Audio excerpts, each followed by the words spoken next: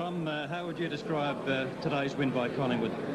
Well, heart-stopping for a start. You know, I think that everybody would come away pretty satisfied, except, you know, most disappointment to Fitzroy. They fought the game out very well.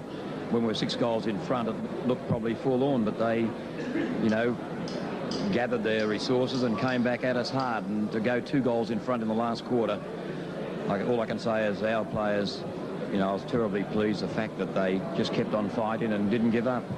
Since you joined Collingwood as coach, they've certainly given you a lot of heartaches, haven't they? Oh, yes, but a lot of pleasures as well.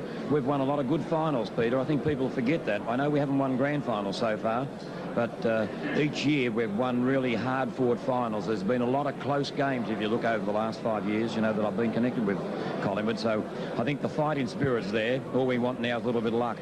What about 2 important factors from today's game, the injuries to Peter Moore and Andrew Smith?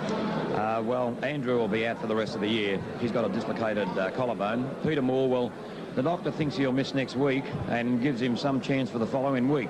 That's the way, you know, he said he'd probably miss with a hamstring or something like that. But disappointment to lose him, particularly where I felt that he was a vocal point, you know, of most of our attacks. He maybe wasn't kicking the goals, but I am certain that he created goals for other players down there.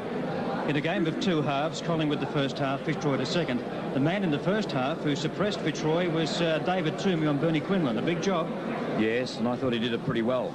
Unfortunately, I thought Bernie Quinlan got away in the second half.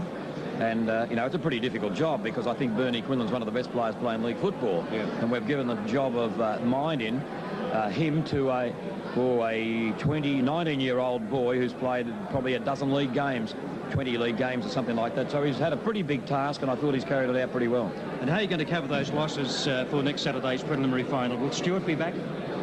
Oh, well, I think there's a possibility. You know, I'm not quite certain on that, but, you know, he's getting stronger all the time, so maybe next week he should be okay. But I'm not quite certain. But I thought the boy who rucked all day today, Stuart Atkin, did a marvellous job. I thought he was one of our, you know, best players, and particularly when it was really tight near the end. You know, a couple of good punches away from the centre. So you just don't know, and, you know, hopefully something will come up. The feeling around the rooms here is that Collingwood wants another crack at Geelong. Are you confident the Magpies can beat Geelong?